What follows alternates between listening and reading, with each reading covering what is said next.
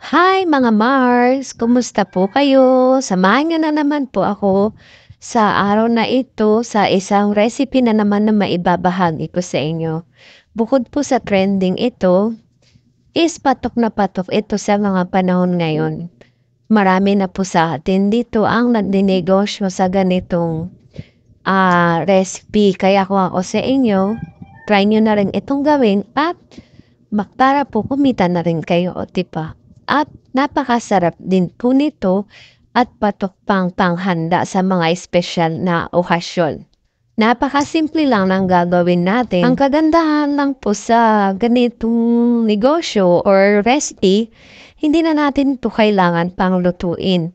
Imimix-mix lang natin pagkatapos ay pwede na po natin gawing negosyo. To start ay sasalain muna natin yung ating fruit cocktail.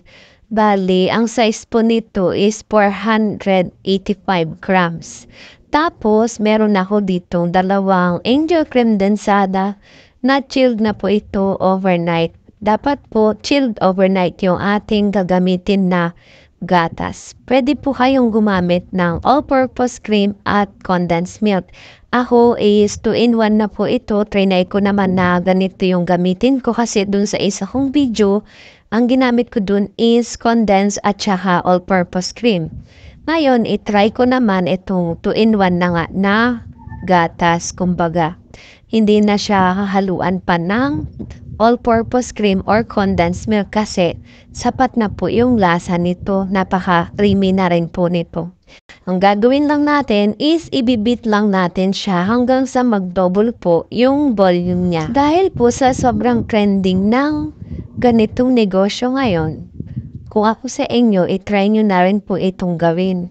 Lalo na kung nasa bahay lang din naman kayo, maging extra income nyo rin po ito kasi napakadali lang nitong i-market mga Mars kasi po sa lasa is talagang napakasarap. Magugustuhan po ito talaga ng mga customer. So, ito na nga, after na mabit natin yung ating cream, napakadali lang naman yung gagawin natin. Bali, ilalagay lang natin itong ating fruit cocktail na sinala kanina. Yung syrup pala nito mga Mars is wag nyo pong itatapon kasi pwede pa natin yan gamitin mamaya. So, imimix lang natin ito, yung fruit cocktail at saka yung cream. Nasa inyo po kung medyo liliitan nyo yung size ng fruit cocktail, pwede nyo po siyang hiwa-hiwain. Sa akin naman is okay na po ito kasi gusto ko yung medyo malalaki po yung ating mga prutas. Then, kapag na-mix na nga ng mabuti, ready to assemble na nga po ito.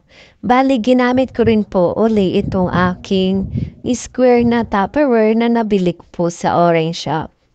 Pagkatapos, yung syrup, maglalagay tayo ng konti dito sa lalagyan kasi ilulubog muna natin dito yung ating biskwit bago natin ilalagay sa ating mga tray. Ganyan lang po. Bali, pagdidikit-dikitin lang natin yung ating grahams sa ating tray. O, diba napakadali lang talagang gawin. Sasalansan nyo lang mabuti yung mga biskwit. Pagkatapos na maisalansan yung mga biskwit, ibubuhos na natin dito yung ating pinagsamang fruit cocktail at saka yung cream. Bale, tansyahin nyo na lang kung gaano ang kapal na gusto nyo gawin. Ako dito is yung katamtaman po, yung kapal na ginawa ko. Ayan lang, ayusin nyo lang po para magpantay yung mga fruit cocktail doon sa ating mixture. Then, papatungan naman natin siya uli ng ating grahams. Pero mga mare, kung ayaw nyo pong ilubog sa tubig pa yung inyong mga grahams, okay lang naman po. Bali itong ibabaw is hindi ko na siya nilubog sa tubig kasi medyo runny po yung ating cream. Pero yung kinalabasan naman po nito is hindi siya talaga naka-apekto. Maganda pa rin po yung kinalabasan ng ating graham bar. So pagkatapos na nga itong masilansan, lalagay na natin to sa freezer ng mga ilang oras or overnight hanggang sa mag-set po yung ating mga graham ice cream bar.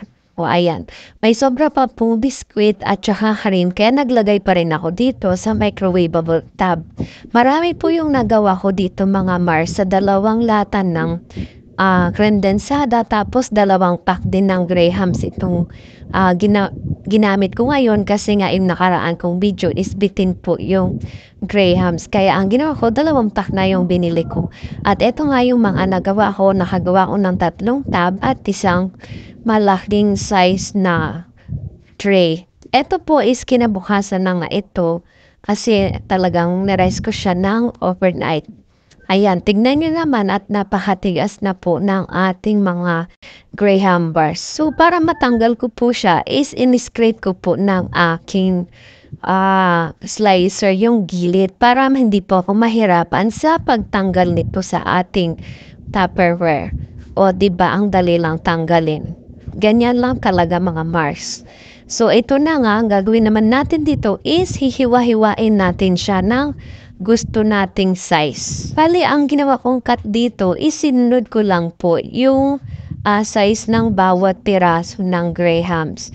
Yun lang po yung ginawa kong size. Pwede niyo pong liitan or mas lakihan pa. Depende na po sa inyo kung pangkain or pang negosyo. Nasa inyo na po yun kung gaano kalaki yung size na gagawin nyo or hihiwain nyo. At eto na nga, after natin itong hiwain, ay ilalagay natin or irarap natin ito sa foil. Pwede rin po kayong gumamit ng ibang pangbalot. Yung iba po kasing nakakita ko is nag-order sila yata sa online na parang mga plastic na pwedeng ilagay yung mga ganitong Grahams. Meron po na order yon. Pwede rin po sa parchment papers. Sa tingin ko pwede yon kasi maganda rin naman yung ano nun yung pagka-wrapper niya. Pero mas ano po, kung foil talaga yung gagamitin natin. Para kasing napaka-elegant niyang tignan at parang kaakit-akit ito sa ating mga customer. Kung panghanda naman is okay din po na foil din yung gagamitin natin kasi madali na po itong maibigay sa mga bisita natin, di ba? Kasi kadalasan yung mga salad na recipe is tatakal-takalin pa yun. Ito ay napaka-easy na kasi nakabalot na siya isa-isa at matatansya na rin natin kung gaano karami yung mapangbibigyan natin ng mga ito. O, ito na Mars, tapos na natin siyang ipack. Ibabalik ko na ito sa freezer para mag-set siyang muli. Bali, nakagawa ako dito ng 10 slices at pagkatapos po is 3 tab. Pero bago ko ito ilagay sa freezer, syempre, hindi tayo papayag na hindi natin ito tikman ngayon. Titikman muna natin ito para malaman natin yung lasa niya. Kasi yung nakaraan pong ginawa ko is Oreo ay cream o po yung nilagay ko doon eh. Ngayon naman, itong fruit cocktail, parang fruit salad style, di ba? At ay nako mga Mars, sabi ko na sa inyo, itry nyo rin po yung ganitong feeling sa ating mga Graham bars. Kasi po, napakasarap din nito, promise po. Hindi kayo magsasawa. Yung tamis niya po is saktong-sakto lang. Kaya napakasarap din palang gamitin talaga nitong 2-in-1 na nasa lata na creme densada. Kasi balanse na po talaga yung lasa niya. So, para mga Mars, sana po ay may naibigay na naman ako sa inyong isang idea na pwede nating pagkakitaan at gawin nating handa sa darating na mga espesyal na okasyon. So, paano po? Until my next vlog po, sana ay subaybayan niyo muli ang aking mga i-upload pa ng mga video. Salamat po sa panonood. Ingat po kayo, happy cooking, and God bless po. Bye-bye!